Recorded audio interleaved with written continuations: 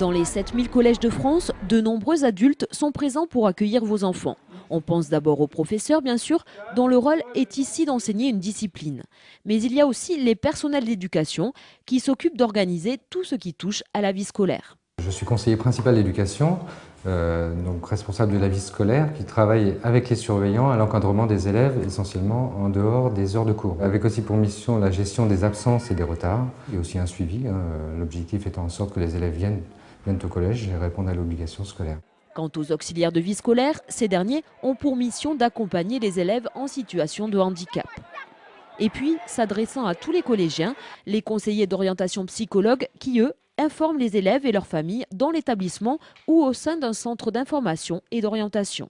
On intervient à différents paliers d'orientation et surtout effectivement en classe de 3e au collège.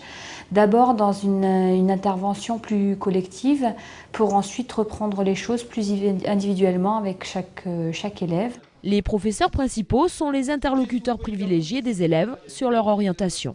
Le principal lien avec les parents, c'est préparer l'orientation de leurs enfants avec eux. Déjà leur faire accéder à l'information. Parfois leur faire accepter le projet de leur enfant. Donc c'est un lien, mais on travaille sur la confiance. Les parents nous font énormément confiance. Présents également tout au long de l'année, les infirmiers et assistantes sociales qui peuvent couvrir plusieurs établissements, les documentalistes qui animent le centre d'information et de documentation et bien sûr les personnels de direction qui s'occupent de la gestion globale de l'établissement.